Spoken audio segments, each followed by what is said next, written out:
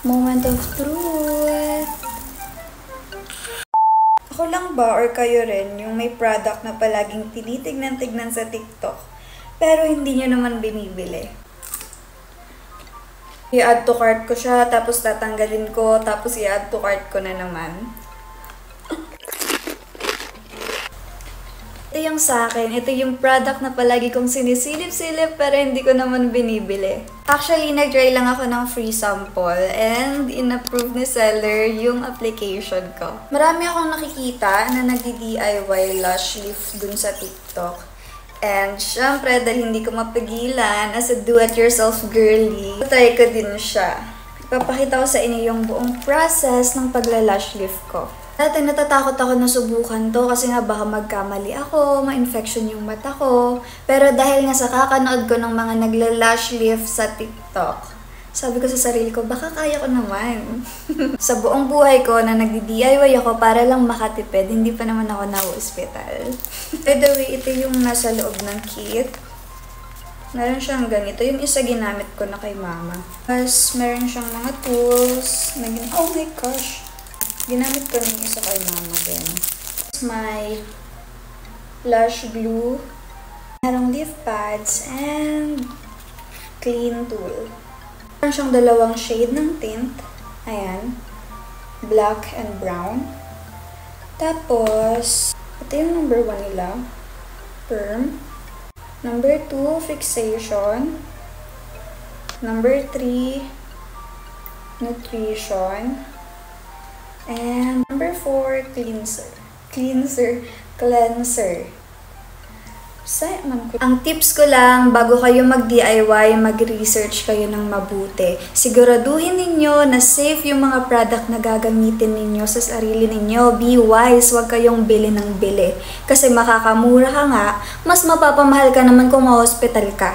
Another thing, manood kayo ng manood ng mga tutorial bago nyo gawin. Kung kaya mong gawin, go. Pero kung hindi, ay ate ko, magbayad ka na lang sa professional akong kinakabahan sa'yo.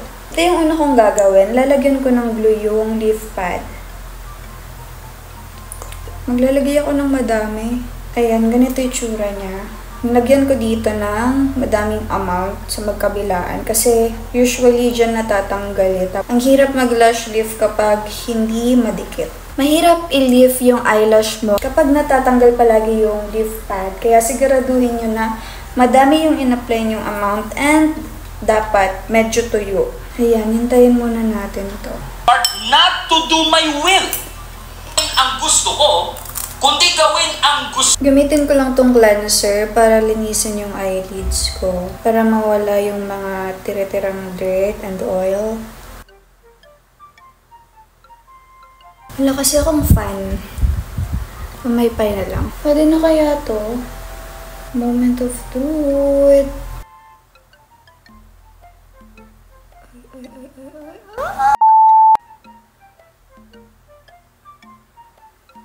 Naubusan na kasi ako ng glue. So, yung ginagamit ko, yung free dito sa kit. Ang hindi maganda dito sa kit na to, natatanggal yung ditong part niya sa magkabilaan. Or talagang hindi lang ako marunong maglagay. Think okay na yan. Kung iniisip niyong nahihirapan akong tumingin or malabo ba, nagbe-blur ba yung paningin ko, hindi. Hindi ko alam kung tuyo na to. Hindi ako satisfied sa ginawa ko kay mama. Pero sana, perfect ko na siya ngayon. Kuha lang ako nito. Lagyan ko ulit ng glue. Mas better kung meron kayong eyelash glue na mas madikit. Yun na lang yung gamitin nyo kaysa yung available dito sa kit. Okay na ba to? Lagyan na natin. Tanggal sa kabila. Kita nyo ba yan? Ganyan yung sinasabi ko. Gumaganyan siya, oh. Siguro, huwag ko na lang muna igalaw-galaw masyado yung eyes ko. Oh my gosh, struggle is real.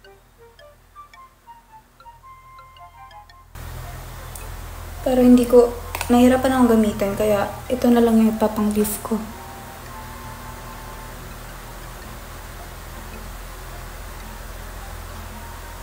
Please, dumikit ka in Jesus' name. Help me, Lord. Help me. Help me sa kaartehan ko.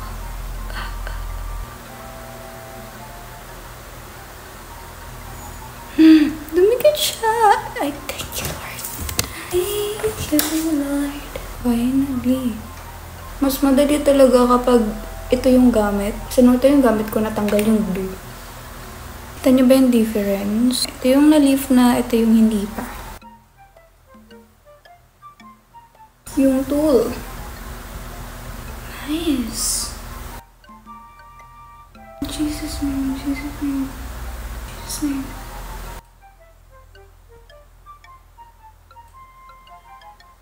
Ito na siya guys. Sinintay ko lang siyang tumuyo. Tapos lalagyan ko na ng perm. Dumating akong parcel. Finally, andito na siya. Acne Mud Mask and sunscreen. Finally. Okay. 1 perm. May tinatawag silang technique na ginagawa nila. Ito lang natin siya lalagyan sa bandang may roots. Kita nyo ba? Saan nakikita nyo? Ayan, 1 line lang kung nakikita nyo. Yung nilagyan ko ng perm. Huwag nyo daw lalagyan lahat para iwas damage.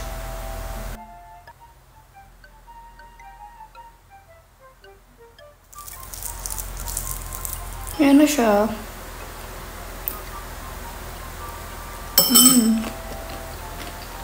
Tanggalan ko lang yung mga excess na products. Kaya gumamit talaga kayo ng magandang glue para hindi kayo nag-struggle katulad ko. Ayan, malinis na. Number 2 naman, fixation. Ito siya. Lagyan na natin. 1 line ulit, guys.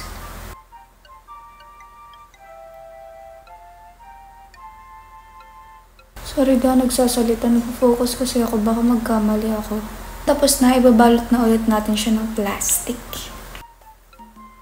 Pinot ko na siya para di ako mahirapan.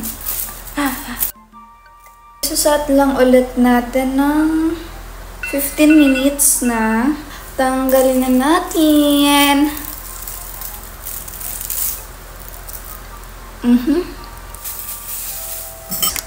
Okay.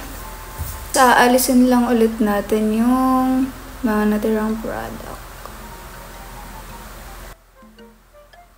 In fairness ha, ang expectation ko dito sa product kapag nilagay mo mahapdi siya sa mata. Pero hindi. Wala na. Last is yung tint para sa mascara effect. Pump lang ako dyan ng small amount. Importante daw dito malagyan yung lahat. Sa tingin nyo tataas to. Na-excite na ako sobra. Ayan na siya. Lagyan ko lang ulit ng plastic. Set ko lang ulit ng 15 minutes. Finally! Went off through it. Yung excess na color. Kado close up na.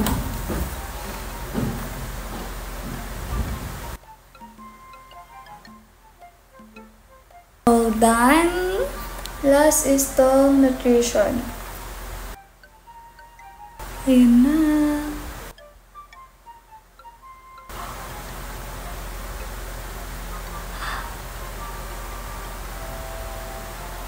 May mga glue pa kasi. Ang ganda niya. Alisin na natin to.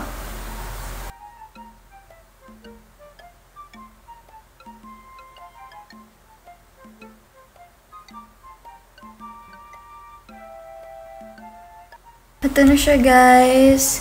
Itong side na to, kaya ganyan yan. Kasi naputulan na yan ng mga lashes dahil dun sa curler na ginamit ko. Tapos ito yung kabila. Yan yung natural lashes ko. Ang ganda niya, di ba? Di ba?